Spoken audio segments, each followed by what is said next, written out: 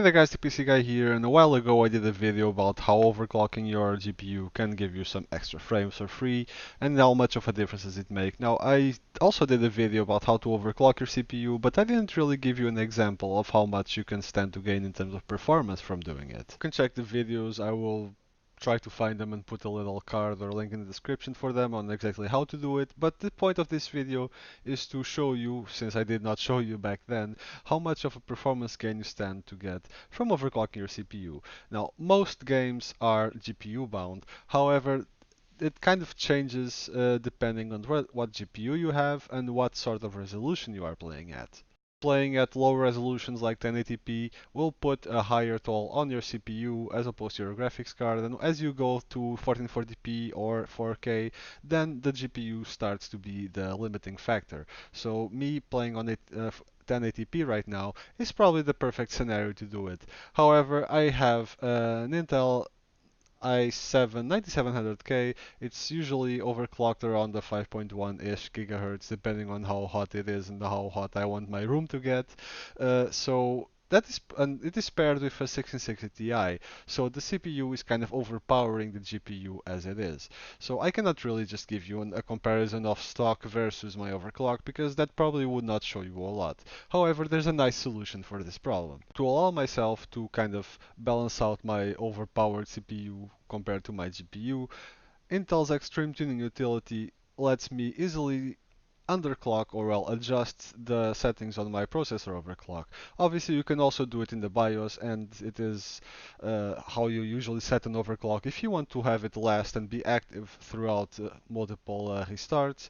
And however, Intel's XTU has a nice thing, which is it lets you overclock it from within Windows without having to, without having to go into the BIOS, restarting, all sort of thing.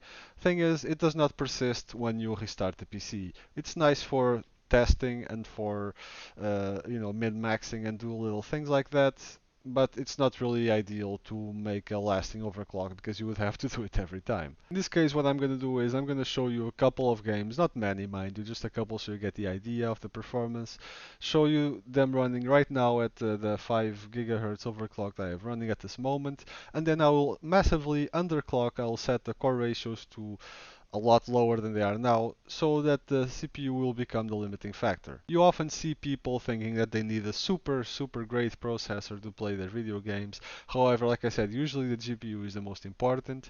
So this is a video just to show you how much difference the CPU actually makes from well, very high-end CPU, because it is, let's face it, to I will try to find kind of a middle budget CPU and adjust the core clocks to what that CPU would be doing, so you guys can have the difference of exactly, how much does the CPU matter in gaming. Right now we are playing Doom 3. As you can see, the game is kind of known for running on everything, so it not might be the best comparison. In any case, it's at 5 GHz right now, and we are running at 170 FPS average with 98, 99% FPS 1% low. So that means that the lowest 1% of the frames, it's at 98%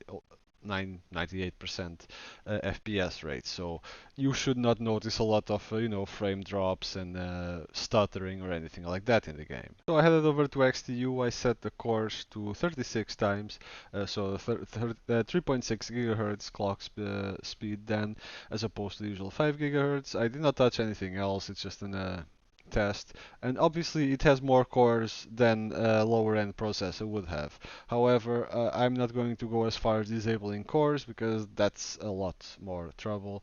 And it should give you an idea anyway how the clock speed actually affects. So that's what matters in overclocking. It's the clock speed. It's not going to magically spawn more cores.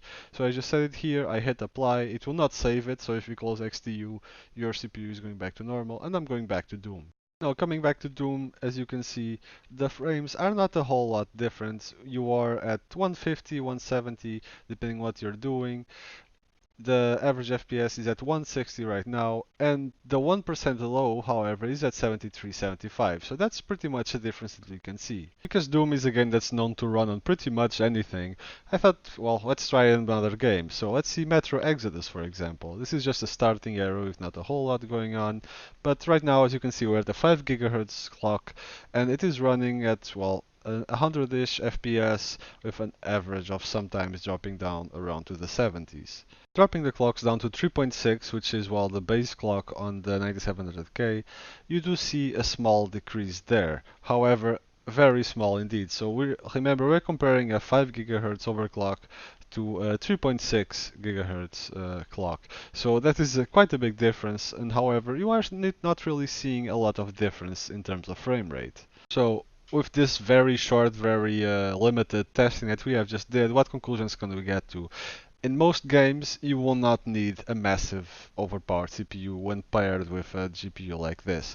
Both games were running on Ultra, both games were at 1080p, and in Metro you barely saw a difference, to be quite honest, and in Doom you did see a little bit of a difference, a little bit of a frame drop, but considering how drastic the change was between the two settings that we had, 5 GHz 8 cores or 3.6 GHz 8 cores, is it really worth it spending an extra $200 or something in this massively overpowered CPU to play video games? Probably not, unless you're going for a very high-end PC for very really pushing it, then it might matter.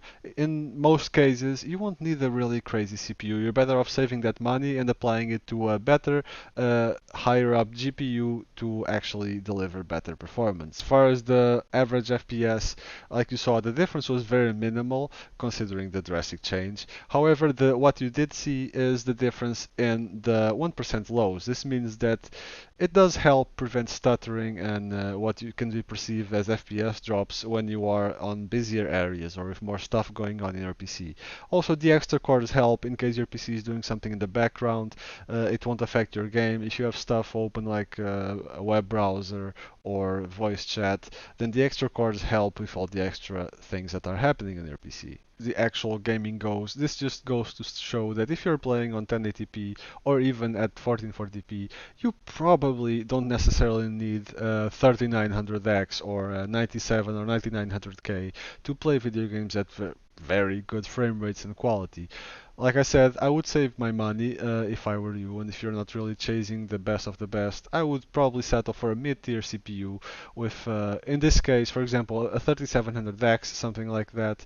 It's more than enough, or 9600K, for example. You don't need to take the step above to actually reap any crazy benefits, and the price difference is a lot more pronounced than the difference in performance will be. I know that this testing was extremely limited, and it was also not the best test case because it's paired with a 1660 Ti. Ideally, you would want it to pair it with a 2080 Ti, so there would be no chance of GPU bottlenecks. As far as testing goes, I mean, I'm not suggesting that you pair 2080 Ti with a lower end processor or anything like that, but it was probably not the best case testing scenario, but it does draw the picture of how much impact the CPU has in gaming. Obviously, this will also change depending on the game that you're playing, on what settings you're playing, and like I said, what resolution. Hope this video has been helpful if you are thinking of choosing a CPU or trying to figure out how much overclocking your CPU will help you in terms of gaming frame rates.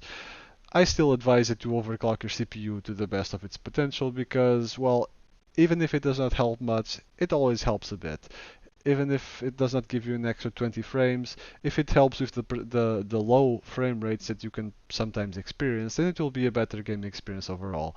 And it will also make for a much more smooth and a much faster experience when just doing things in Windows, other programs and applications, or just using your computer normally as outside of gaming as you usually use. So yeah, even with this small results in terms of how much overclocking affects your gaming performance, some games might be affected more than the ones I just tested.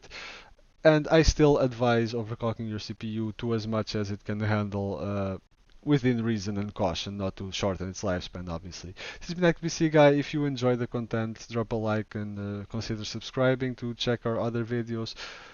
Speaking of which, check our other videos. Maybe there's other things that are interesting to you. Like I said, I have other few videos in the topic of overclocking, both GPU and CPU, how to do it, how to check for stability, and all that sort of thing, and how much difference does it make, and well, in a multitude of other topics as well. Hope you enjoy our content. I hope to see you guys around the channel for other videos and at other times. So I'll see you guys next time.